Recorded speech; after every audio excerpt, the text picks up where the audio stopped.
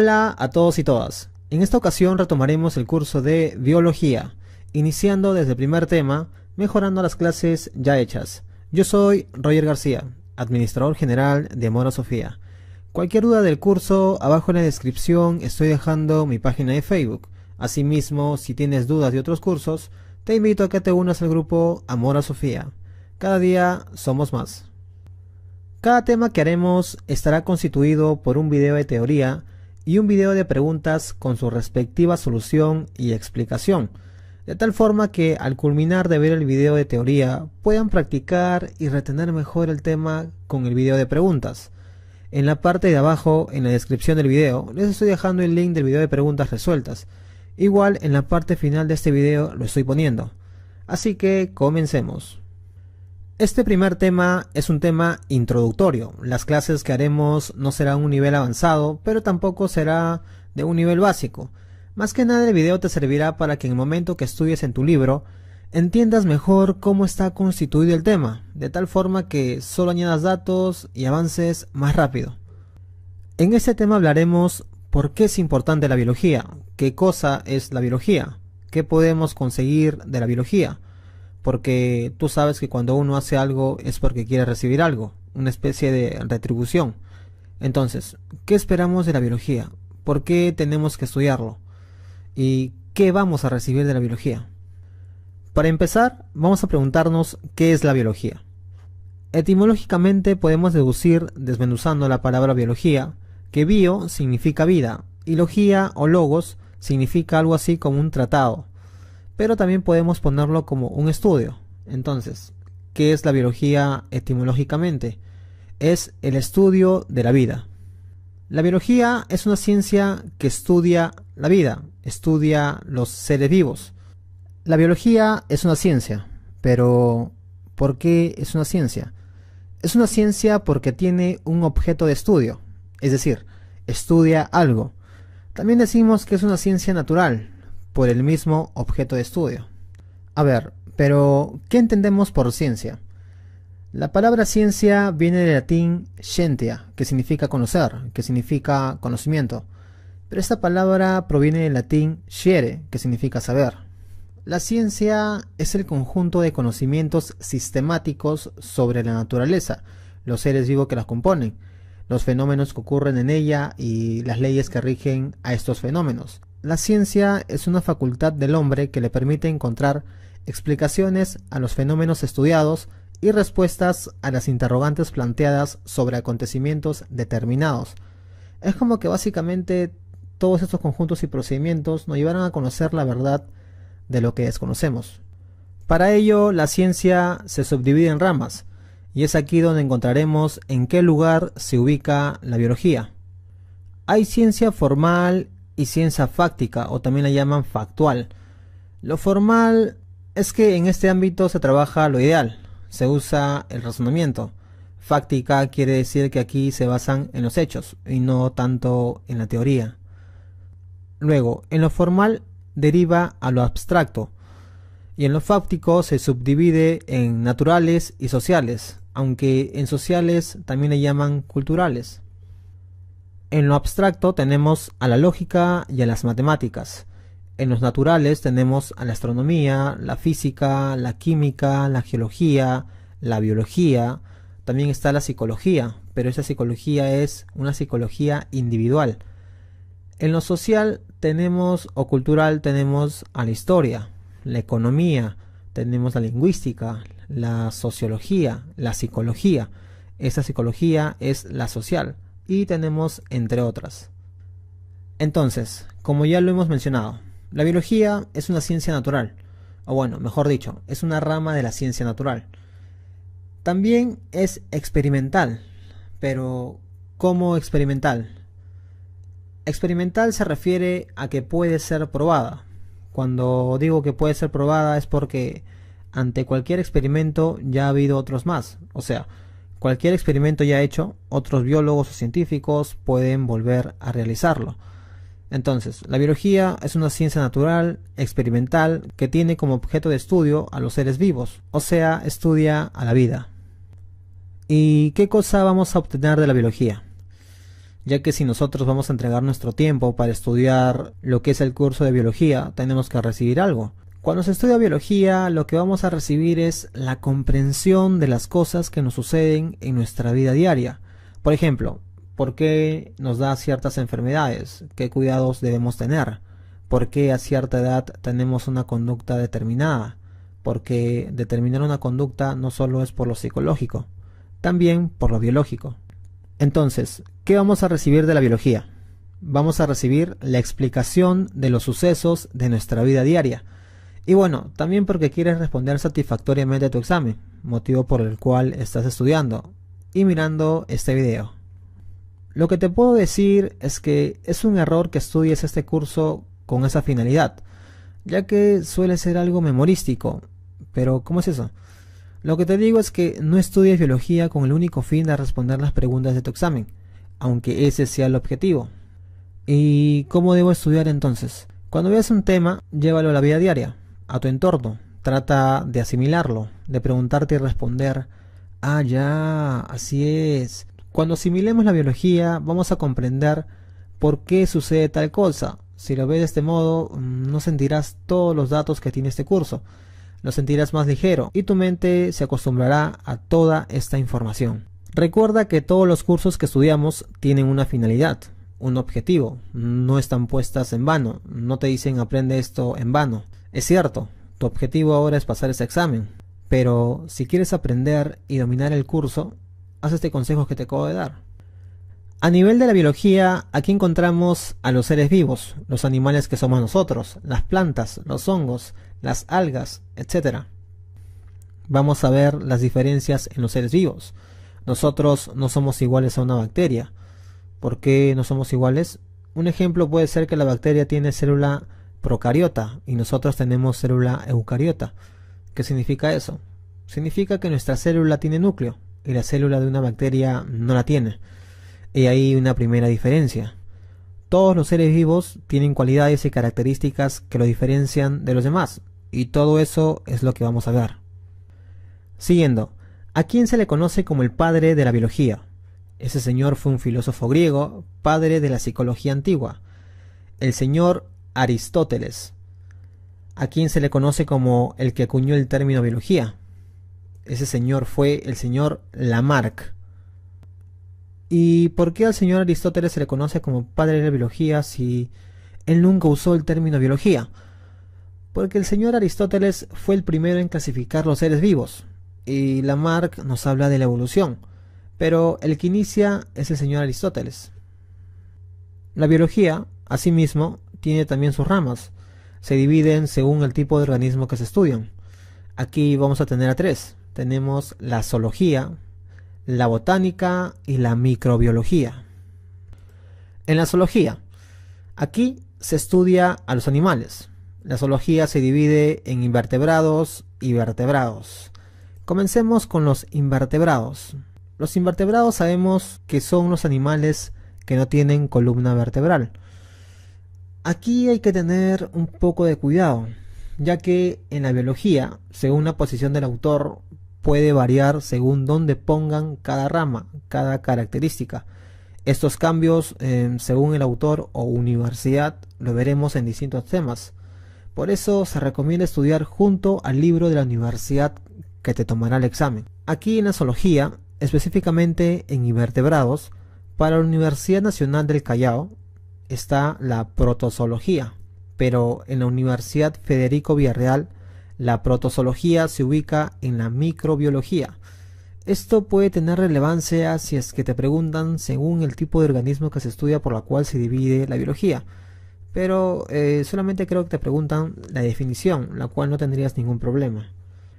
La protozoología. La protozoología estudia a los animales unicelulares. A esos animales unicelulares, en términos generales, se le conoce como los protozoarios.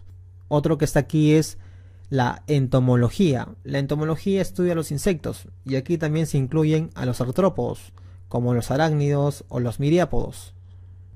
Luego tenemos a la helmintología. La helmintología estudia a los gusanos. Luego está la malacología. La malacología estudia los moluscos.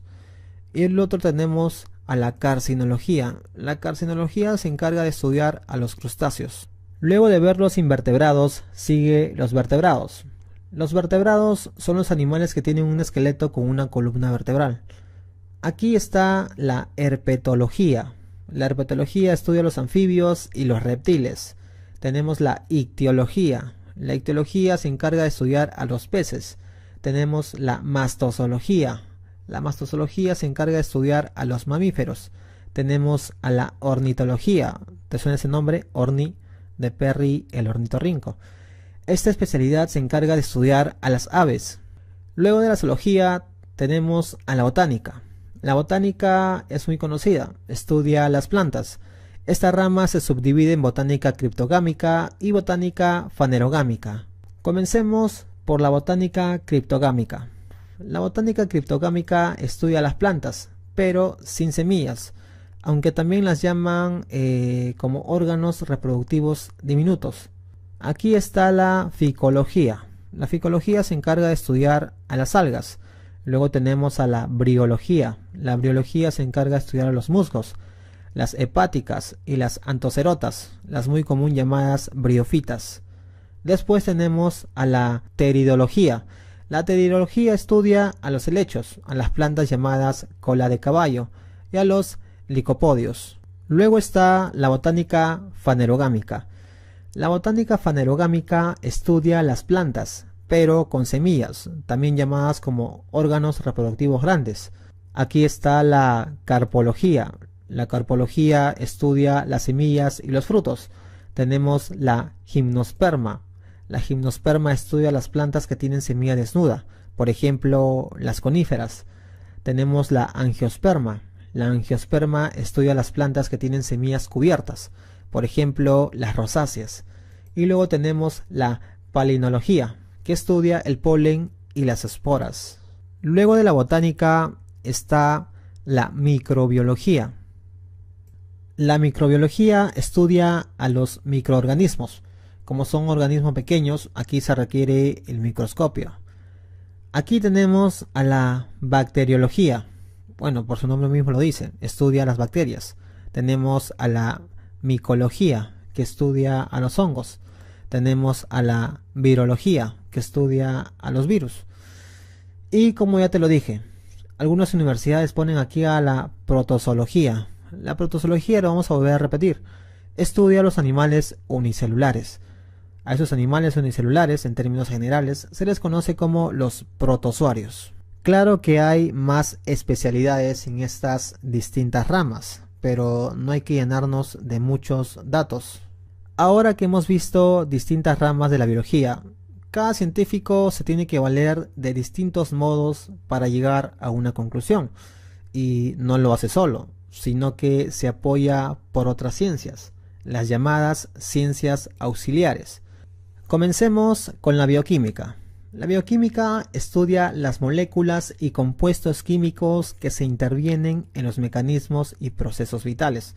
O sea, es decir, como su nombre mismo lo dice, la bioquímica estudia la química de la vida. Esencialmente estudia lo que es las estructuras, la reacción, función y organización de la materia viva, pero en términos moleculares. Esta es una rama tanto de la biología como de la química. Estudia más lo orgánico, ya que lo inorgánico lo deja a la química. Luego de eso tenemos a la biofísica. La biofísica estudia los procesos bioeléctricos, relaciones energéticas, o sea, la función de los nervios, los músculos, los mecanismos de la visión, el oído. Es decir, usa la física para comprender la función de mecanismos en los sistemas biológicos. Luego tenemos la biología celular, como su propio nombre lo dice, estudia la estructura, la función de las células. Después tenemos la evolución. La evolución estudia los cambios que han experimentado los seres vivos a través de los tiempos.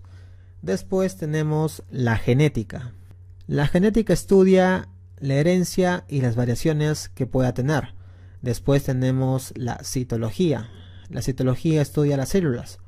Luego tenemos la histología. La histología se encarga de estudiar a los tejidos. Luego tenemos a la taxonomía. La taxonomía estudia la clasificación de los seres vivos. Después tenemos a la etología. La etología se encarga de estudiar el comportamiento de los animales.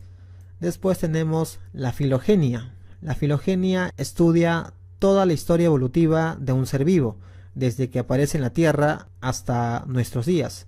Luego tenemos la ontogenia. La ontogenia estudia al ser vivo desde que es cigote o huevo, todo su desarrollo, o sea, estudia el desarrollo embrionario. Terminando esto, veamos el objeto de estudio de la biología. ¿Qué es el ser vivo? El ser vivo es un sistema abierto y autocontrolado, capaz de intercambiar materia y energía. ¿Y qué significa esta definición? A ver, dice que nuestro sistema es abierto. Se refiere a que en nuestro cuerpo sale y entra materia y energía. Un ejemplo claro puede ser que cuando nosotros tomamos el desayuno en la mañana, introducimos comida, y la comida es materia. O sea, metemos materia en nuestro organismo. ¿Cómo? Comiendo. ¿Y cómo sabemos que nosotros pasamos energía? A ver, si tú te acercas a alguien, una persona normal, saludable, está a la temperatura de 37 grados y está caliente. Y si tú te acercas a esa persona estando frío, ese alguien te puede transmitir su calor y tú lo recibes. Por tal razón, somos un sistema abierto. ¿Y por qué dice que somos autocontrolados? Nuestra temperatura corporal, que es un nivel de 37 grados, que es lo normal, ¿debería variar? No. ¿Por qué? Porque es una temperatura óptima para que nuestro cuerpo viva, porque si sube o baja nos causaría daño. Por eso es autocontrolado. Una forma de diferenciar a los seres vivos es: ¿qué te diferencia a ti como ser vivo de una piedra? Que nosotros estamos constituidos de célula y la piedra no. Nosotros somos materia, pero somos materia animada y la piedra es una materia inanimada, sin vida. Esto es una característica de un ser vivo. ¿El virus tiene células? No, no la tiene. Entonces no logra ser un ser vivo. En conclusión, el virus no es un ser vivo. Aquí vamos a ver las características del ser vivo.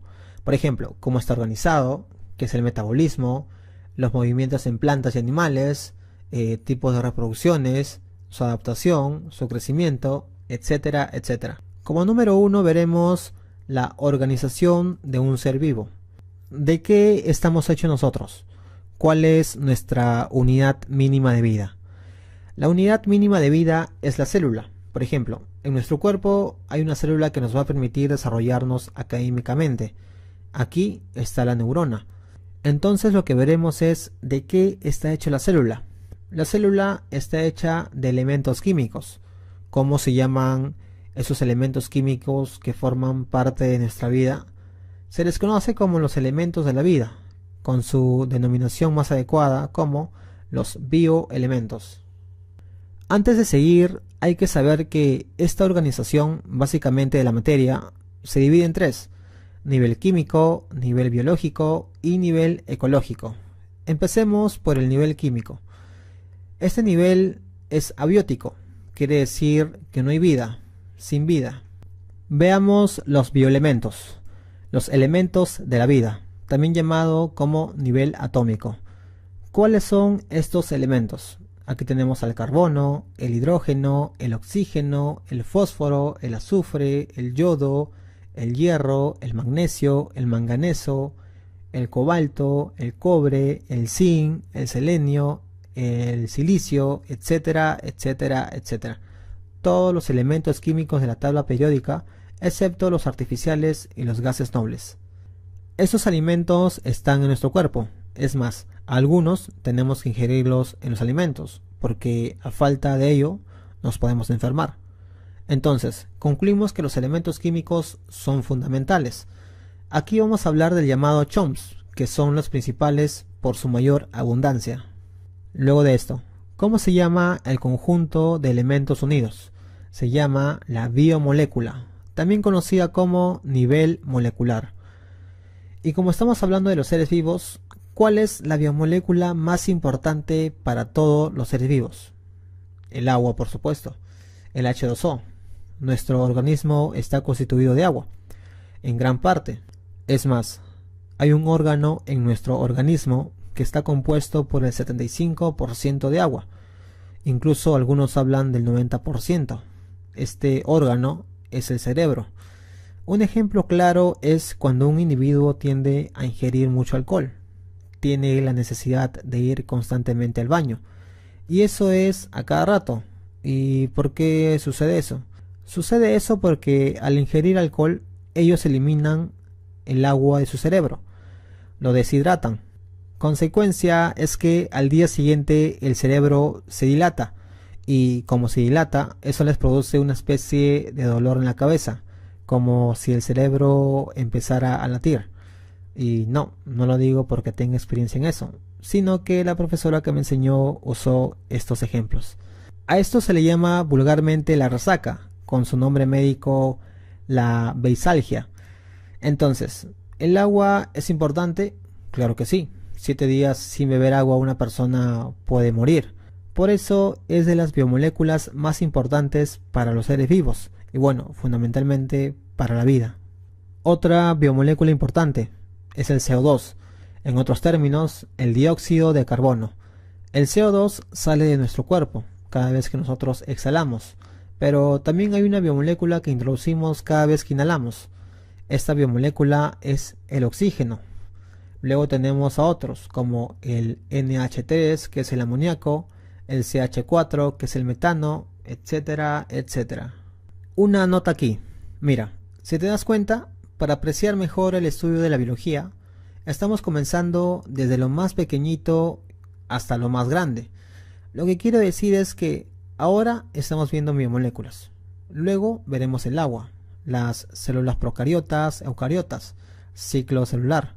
Y avanzaremos hasta anatomía, donde veremos las funcionalidades de los órganos. Estamos yendo de menor escala a mayor escala. Y lo pequeño nos sirve para tener una base y entender las funcionalidades de los órganos grandes. En el transcurrir de los temas veremos, por ejemplo, por qué el oxígeno entra en nuestro cuerpo. Es decir, la razón fundamental. Y qué procesos hace a nivel biológico. Porque tú sabes que es muy fácil decir para respirar. Porque el CO2 sale y entra, pero no es tan sencillo como parece. Luego de haber visto las biomoléculas, a diferencia de ellas, hay 4 moléculas que son bien pesadas, bien grandes.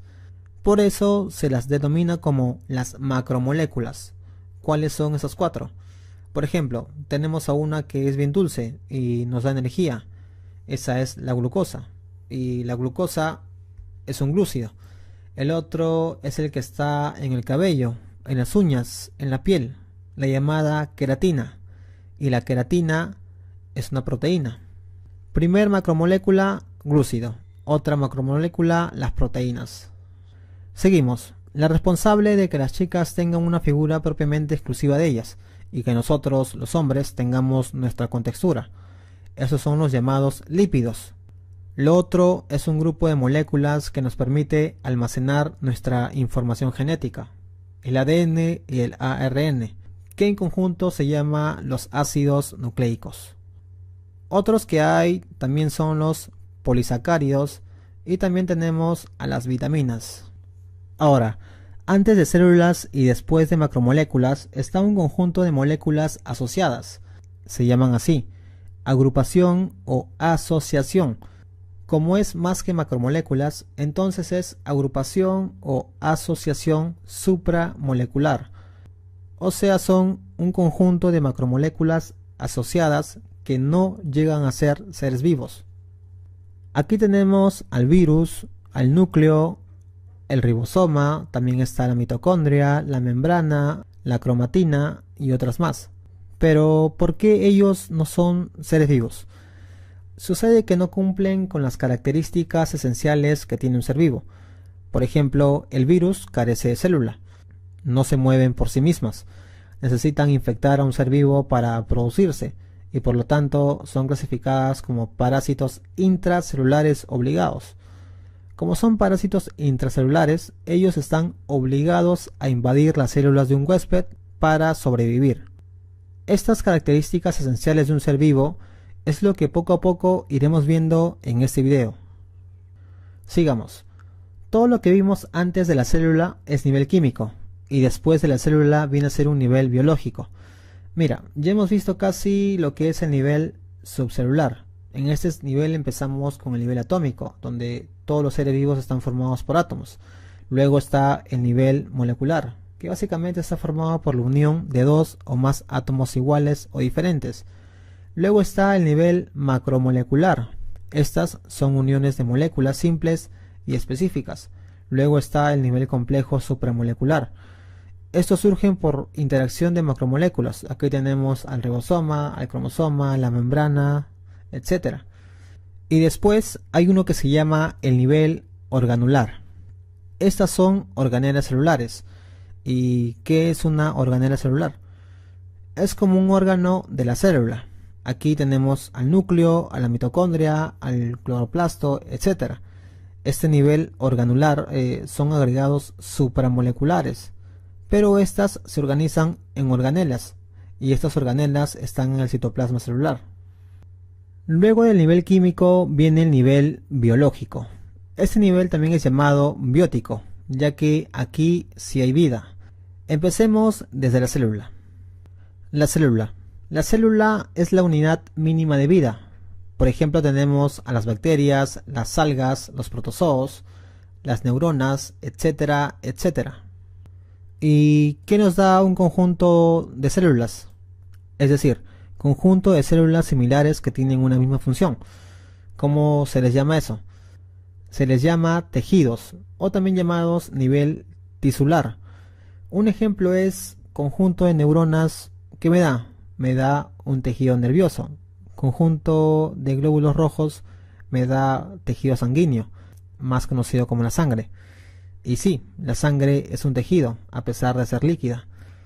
Así como hay tejido líquido, también hay tejidos sólidos, como por ejemplo el esmalte de los dientes.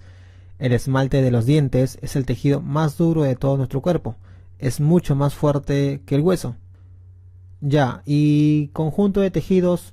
El conjunto de tejidos nos da los órganos, también conocido como nivel organológico, orgánico. Ejemplo, el corazón, el cerebro, los riñones, los pulmones, las hojas, los frutos, etcétera, etcétera. Conjunto de órganos. El conjunto de órganos nos da los sistemas, también conocido como nivel sistemático, sistémico.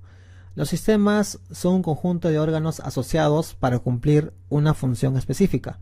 Un ejemplo puede ser el sistema nervioso, el sistema digestivo, el sistema urinario, etcétera, etcétera.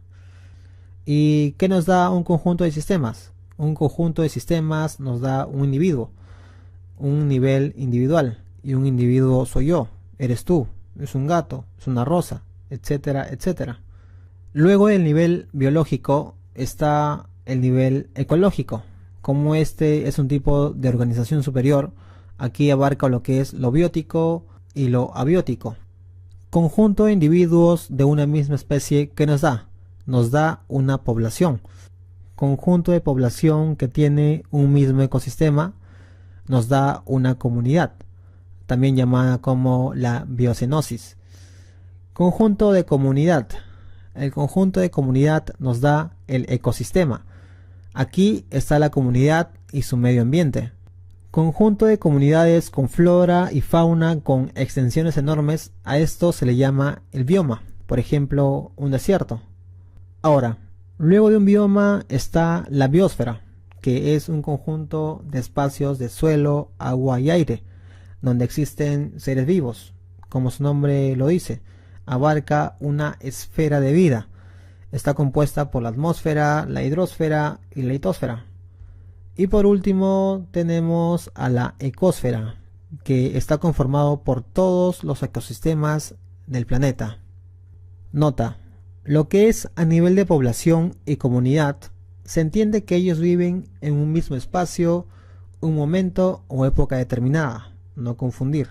Esta organización es una característica del ser vivo. Ahora veremos otras características. Esta otra característica nos dice que es la capacidad de mantener el equilibrio interno. A eso se le llama la homeostasis. ¿Cómo así? es todo lo que nosotros hacemos para estar en equilibrio. Un ejemplo, a ver, imagina que vas a la playa y está haciendo demasiado calor. ¿Eso qué provoca? Provoca que sudes. ¿Y por qué se suda? A ver, hemos mencionado que la temperatura normal de nosotros es de 37 grados. Y si hace mucho calor, eso ocasiona que su temperatura se eleve. Y al elevarse, su temperatura puede matar sus propias células. Y el cuerpo lo que hace es responder a eso. ¿Cómo? El cuerpo tiene que bajar la temperatura y lo hace mediante el sudor. Eso es equilibrar. Eso es mantener nuestro equilibrio interno, lo que llamamos la homeostasis. Otro ejemplo contrario a esto puede ser que, a ver, ¿a quién de ustedes caminando por la calle no se le ha antojado algún alimento en esos puestos ambulatorios? Yo creo que a muchos. Ya, lo has ingerido normal, pero al día siguiente sucede algo, te sientes mal y empiezas a tener fiebre. Eso puede ser porque quien te vendió no era muy higiénico o mejor dicho, no lavó muy bien los alimentos. Puede ser por distintos factores. Al ingerir ese alimento no tan higiénico, ocasionó que se introdujeran en tu organismo bacterias, y las bacterias te hacen daño. Hasta te puede ocasionar una infección y malestar general. Ya, nosotros hemos dicho que nuestro cuerpo regula y que no debe subir nuestra temperatura porque es peligroso. Sí, pero en este caso el cuerpo reacciona subiendo la temperatura. ¿Por qué? Para matar las bacterias que te quieren hacer daño. Por eso es que empiezas a tener fiebre 39, 40. Una vez que el cuerpo se siente limpio, tu temperatura empieza a bajar. Por eso es que empiezas a sudar y se empieza a regular. De igual forma, cuando hace mucho frío y no estás muy bien abrigado, lo que te ocasiona es que comienzas a temblar, a tiritar. Como hace mucho frío, el cuerpo no puede autorregularse y es ahí que se recomienda hacer ejercicios físicos. De esa forma sudas y te comienzas a regular. Luego de la homeostasis, la otra característica es el metabolismo. ¿Qué cosa es el metabolismo? El metabolismo es el conjunto de reacciones químicas que ocurre en el interior del individuo. Aquí tenemos a dos tipos. Uno es el que construye y el otro es el que degrada. A la primera se le llama el anabolismo. El anabolismo construye. En cambio, la reacción que degrada se llama el catabolismo. ¿Y por qué decimos que el anabolismo construye? Sucede que el anabolismo agarra moléculas simples, las junta en reacciones químicas y las convierte en una reacción compleja. Es decir, el anabolismo va de lo simple a lo complejo. A ese proceso se le llama síntesis. Proceso de síntesis. ¿Cómo es eso? Que construye. Y como dice que este proceso construye, nosotros al construir algo, ¿qué necesitamos? Necesitamos energía. Y como este proceso construye, lo que vamos a hacer es gastar energía construyendo. Es decir, este proceso gasta energía. A este proceso también le llaman endergónico. Entonces, si queremos definir el anabolismo, decimos que es un proceso de síntesis donde se gasta energía. Un ejemplo es la fotosíntesis. Las plantas, cuando realizan la fotosíntesis, toman la luz del sol, el dióxido del carbono, el agua y construye su nutriente, que es una molécula más grande, que es la glucosa. Y cuando construye, gasta energía. Su propio nombre lo dice, fotosíntesis, síntesis, que construye algo, usando la luz, que es foto. A ver, ¿y el proceso catabólico? Este es un proceso de degradación. Ahora, cuando uno degrada, o sea, cuando uno destruye algo, en lugar de gastar energía, lo que hace es liberar energía. Si en el anabolismo al gastar energía se le llamó endergónico, aquí en catabolismo a la liberación de energía le vamos a llamar exergónico. Ahora, ¿cuándo nosotros degradamos algo y hace que se libere energía? cuando ingerimos algún alimento. Un ejemplo puede ser un pan. Cuando lo masticamos y llega hasta nuestro estómago, el bolo o el alimento que está ahí sigue siendo muy grande para absorber bien y enviarlo a nuestras células. Por eso es que nosotros lo degradamos en la digestión. ¿Qué cosa hay en el pan? Hay almidón. ¿Y qué cosa hay en el almidón? Hay glucosa. ¿Y qué cosa hay en la glucosa? Hay ATP. Y el ATP es energía. De tal forma que cuando comemos obtenemos energía. ¿Cómo? Degradando alimentos. La otra característica es la irritabilidad. Pero, ¿qué cosa es la irritabilidad? La irritabilidad es la capacidad de responder a los estímulos. ¿Qué quiere decir eso? A ver, todo individuo tiene que moverse y se mueve cuando recibe una estimulación. Es decir, que todo individuo necesita cambiar de posición cuando una estimulación le hace daño. Aquí vamos a ver dos tipos de movimientos. Uno se da en plantas y otro se da en animales. El movimiento que se da en las plantas es uno especial. Este movimiento está orientado al crecimiento. Este movimiento se llama el tropismo, pero no es el único movimiento en plantas. Hay otro movimiento, pero este no es para crecer. Por ejemplo, la planta carnívora. Esta planta no se orienta al crecimiento. Esta planta tiene como una especie de boca que siempre está abierta. Cuando una mosca se posa dentro de esa boca a causa de las atracciones químicas, esa especie de boca se cierra y con los ácidos degrada a la mosca para absorber sus nutrientes. Este movimiento que se hizo la planta carnívora se llama la nastia. Entonces, ¿qué es nastia? Es el movimiento en plantas que no están orientadas al crecimiento. Tropismo cuando se viene orientando a crecer. Nastia cuando hace un movimiento pero no tiene nada que ver con su crecimiento. Aquí en el movimiento tropismo tenemos a una plantita. El tallo de esta planta crece en dirección a la luz del sol.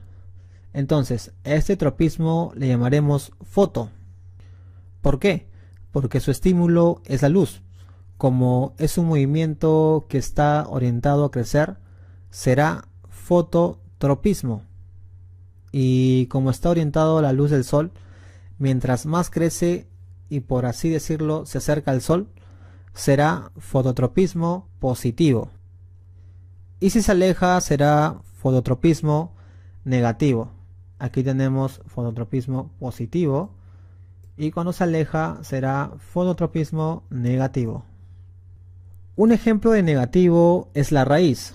Al contrario del tallo, la raíz no crece en dirección a la luz y como no crece en dirección del sol, se le denomina fototropismo negativo. Otro punto aquí es que este tallo de la planta crece en dirección opuesta a la tierra.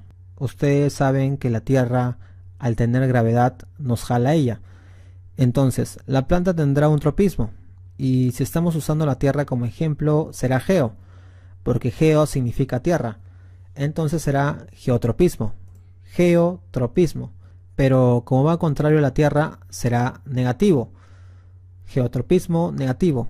Y la raíz será geotropismo positivo, ya que crece en dirección a la tierra. Esto también aplica respecto al agua. Las plantas se acercan al agua, entonces sería hidrotropismo positivo. Entonces repetimos, si va en contra de la tierra será geotropismo negativo y la raíz, como se acerca a la tierra en su dirección, será geotropismo positivo. Aquí también veremos movimientos en animales, pero ya no será tropismo, sino taxia. En este movimiento veremos dos ejemplos. Aquí tenemos a una polilla. Involuntariamente en épocas de verano, cuando las luces están encendidas de noche, puedes ver alguna que otra polilla haciéndose bullying ella misma. Se golpea y se golpea contra el foco. Pero ¿por qué hace eso? Ellas se sienten atraídas por la luz y no es porque les proporcione calor. Esa atracción, ese movimiento que ellas tienen se llama la fototaxia. Y como la polilla se acerca a su estímulo, o sea la luz, será fototaxia positivo. La polilla se acerca y se golpea contra el foco porque está confundida. La luz artificial la confunde. Ellas usan la luz de las estrellas de la luna para sus movimientos migratorios, pero al ver una luz artificial se confunde y se choca simultáneamente contra los focos hasta morir. Entonces, hemos dicho que este movimiento de atracción de las polillas hacia la luz se llama fototaxia, y como la polilla se acerca a su estímulo, sería fototaxia positivo.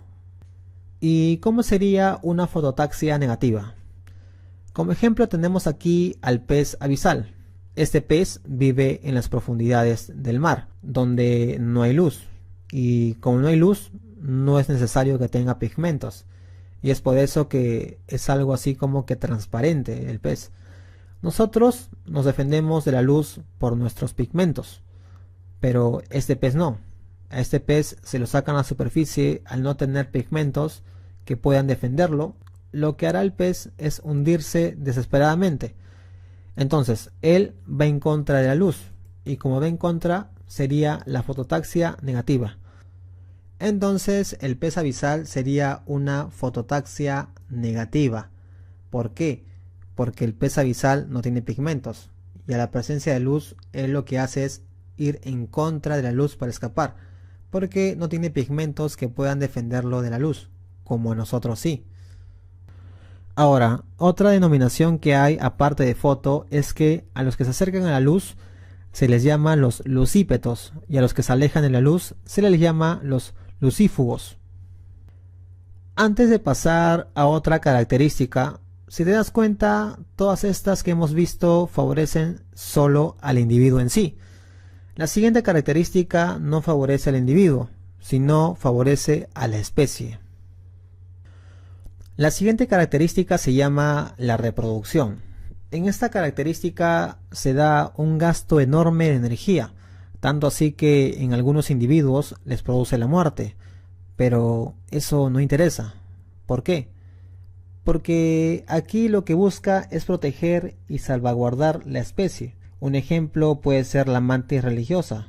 Cuando la mantis macho corteja a la mantis hembra, tiene que hacerlo con mucho cuidado, ya que cuando están copulando, la hembra lo que hace es comerse la cabeza del macho en plena copulación. Entonces, el macho se sacrificó para tener una descendencia, y lo que hizo es conservar la especie, sin importar si él muere o no.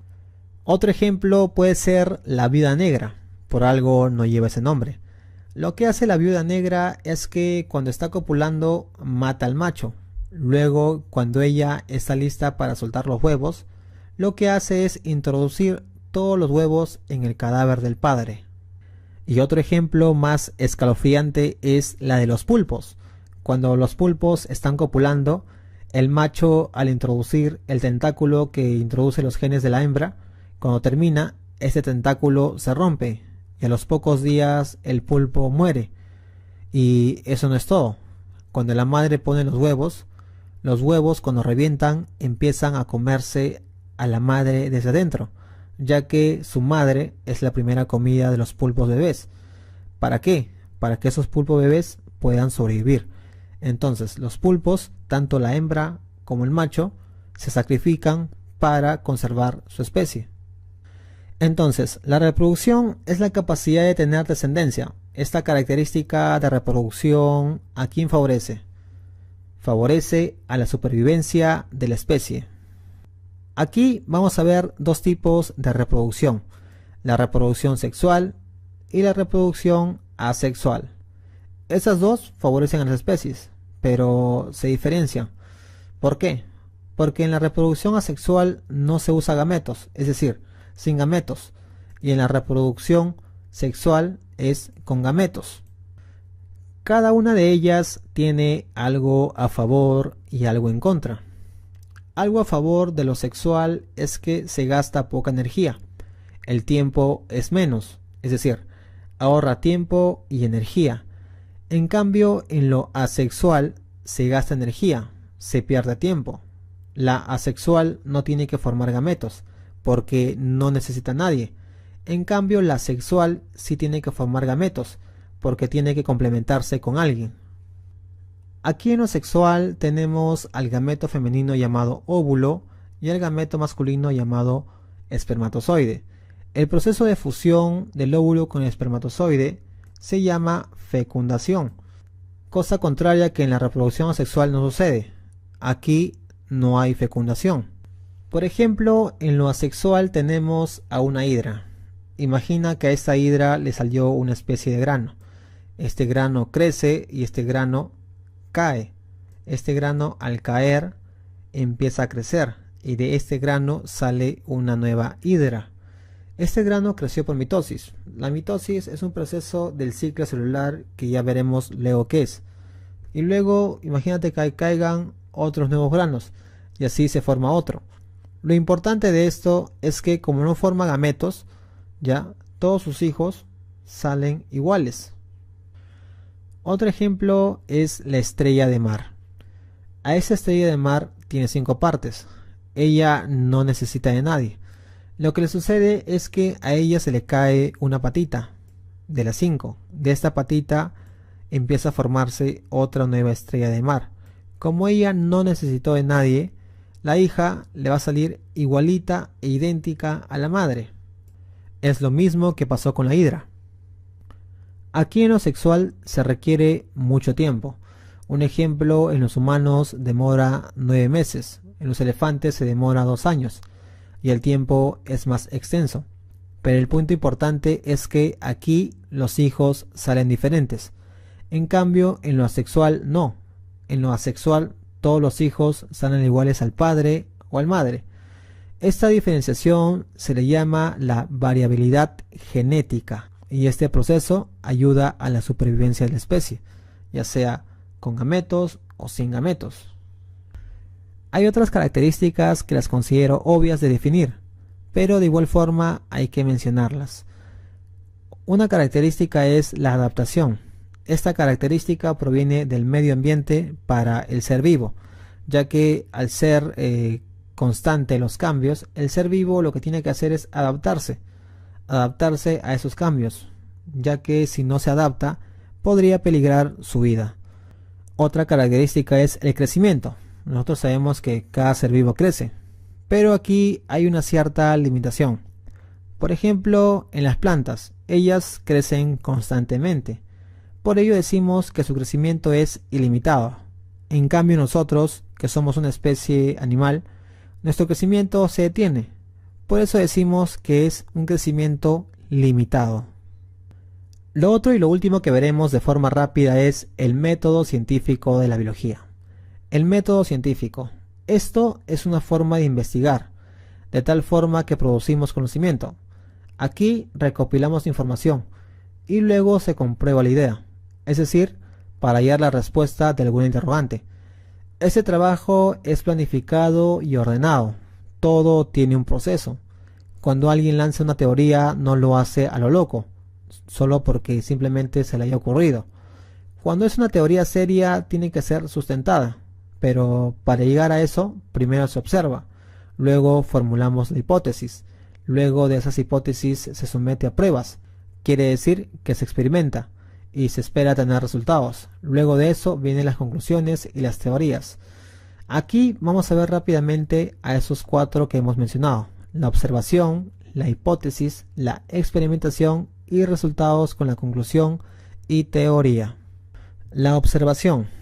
La observación, como su propio nombre lo dice, aquí quien investiga, en este caso el científico, es quien observa algo que desea estudiar. Todo lo que observa tiene que ser registrado por cualquier método, ya que este registro será como la base o la matriz para pasar al siguiente paso. Esta observación queda anulada o, como se dice, viciada cuando hay emociones de por medio. Un ejemplo es cuando el científico le tiene miedo a una serpiente.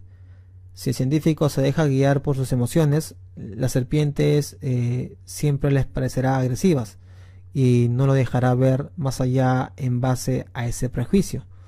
El siguiente paso es la hipótesis. La hipótesis es cuando se observa algo. Al científico, aparte de hacer sus apuntes, le vienen preguntas, como por ejemplo, ¿cómo es posible que un tipo de serpiente sea capaz de volar? Si no puede responder a ello, lo que hace el científico es buscar apuntes de otros científicos sobre algo relacionado. Si no lo encuentra, hace las observaciones y las apunta. Luego de hacerse esa pregunta, el científico lo que hará es armar una posible hipótesis de cómo es posible que un tipo de serpiente pueda volar, pero basándose en sus observaciones, en sus apuntes. Y en este paso la respuesta viene a ser una hipótesis y no una respuesta concreta y verificada. ¿Cómo es posible que un tipo de serpiente pueda volar? Puede ser posible ya que este tipo de serpientes tiene la capacidad de aplanar su cuerpo en el vuelo y moverse en forma de S, lo cual le da dirección y estabilidad para seguir un rumbo. Luego de esto, lo que sigue es probar la hipótesis. Para esto vamos a pasar a la experimentación y obtener resultados. Experimentación y resultados. Esto viene a ser la prueba científica de la hipótesis. El científico tomará varias serpientes de este tipo volador y hará un diseño de pruebas basándose en su hipótesis. En este experimento generalmente se habla de que se usa dos grupos de las cuales se hará observaciones. Uno se llama grupo control y el otro se llama grupo experimental. El grupo control se diferencia del grupo experimental solamente en un factor, y este factor se le conoce como el factor variable. Ya mientras hace los experimentos, el científico anota detenidamente cada reacción que le puede llevar a un posible resultado o una posible respuesta. Luego de eso, y por último, vienen ya las conclusiones y las teorías. Toda la información que se ha obtenido en la experimentación es con el fin de determinar si confirma o no la hipótesis original. Si se confirma, decimos que la hipótesis es válida.